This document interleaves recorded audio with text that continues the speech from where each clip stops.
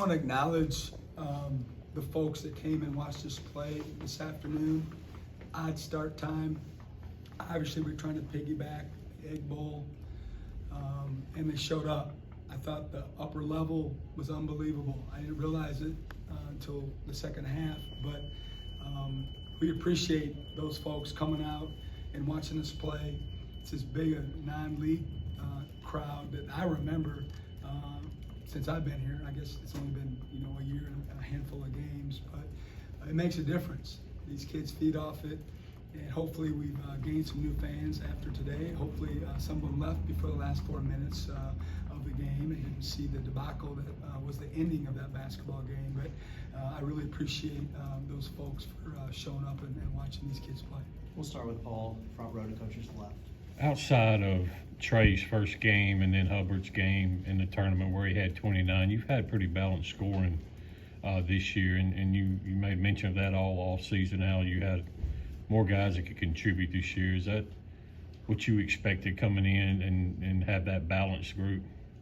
Yeah, you never know how it will unfold, but I enjoy having a balanced scoring. Certainly we're not trying to hold anyone down, but at the same time, it just makes it so difficult to prepare against from a defensive scouting perspective. And there's multiple guys that can have big nights. You're not relying on one thing over and over to carry you offensively. And last year we had some of that, with Tolu having to carry the load on many nights around the basket. And but you're seeing it now with, like you said, we've had some guys have big games, but they've been different. And I think you'll still see that going forward. So far, so good. Steph, go ahead. With Keyshawn coming back today, you kind of got going there a bit, in the second half. I guess just how big is it for him right now to just get in games and kind of get, some conditioning going as he returns? Yeah, I mean, it was a special day for him. He was back much earlier than any of us expected. He was way ahead of schedule with his rehab. He was very diligent. Another shout out to Andrew Kegley and his folks for all the extra time that they spent with him, and obviously Tolu as he still goes through the process. But that was about the number of minutes in my head. He didn't have a restriction or anything like that, but that was kind of what we were hoping for, to kind of get his feet wet. And certainly had some good, some bad, like most of our guys do when they get in the game. But hopefully that'll give him some confidence, with the injury of playing in a game, and he can be better going forward. You talked about, the crowd as well. It seems like they got loud. They understood, the magnitude of him coming in there. I guess just, what do you think it meant to him, and what did it mean to you all to kind of see the crowd recognize, what he's been through the past few months? Well, we got a good fan base, and they get it. Didn't really think about it until I subbed them in that, they would react like that, but it was certainly awesome to see. And I just thought they knew it was his birthday.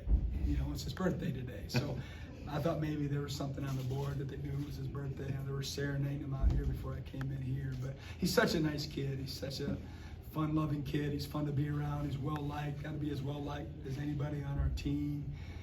Not that we're comparing, but he just gets along with everybody, and he's a heck of a basketball player. Coach, you guys opened the second half, big statement with the alley-oop to Mook. Was that kind of a design play, or was that just something that they came up with on the fly?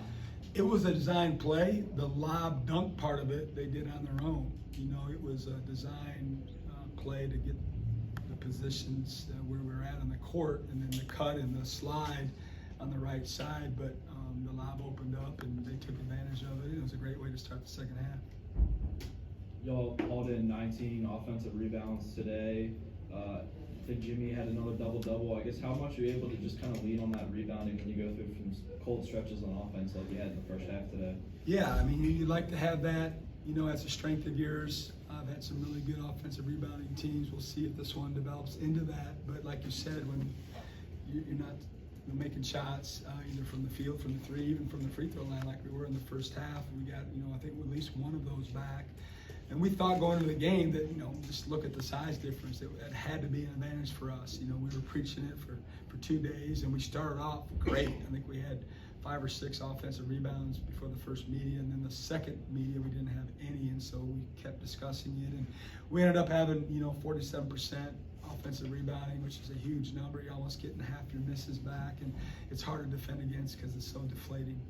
We'll stay front row and go to Justin, the coach's right. Going back to the Keyshawn Murphy stuff, just the fact that Jimmy and Guy have been as productive as they have through these first 6 games, how much does that sort of help maybe ease him then back to his whatever role you're looking for him when he's 100%? Yeah, I mean, we may end up having, some minute issues. And again, I've always said this, it's a good problem to have. I'd rather have that than the other issue. I like a longer bench than a short one, but, we'll deal with it. And, that's the whole deal of having depth is, you gotta be ready to go every day. You gotta be on it, you gotta have your mind right, you gotta practice well, you gotta be productive. And then when you get your shots in the game, your motor's gotta be rev. I talk about it all the time. Your mindset, your motor's gotta be going. Only 5 guys start the game. The rest of the game, everybody comes off the bench. And that's a theme for us. The rest of the game, the 5 guys that start, that's it. Everybody else is coming off the bench, including them, right? So that's so overrated in my opinion. You have to be able to get your mind and your motor ready to go when your number's called, regardless of when it is. And we don't play the, hey, I sat there for 10 minutes before I play. That's the way it is. So you're going to have to figure it out, or, we'll pick someone else next time. So we'll see how it unfolds, but, obviously we're getting more and more guys healthy and available on game nights.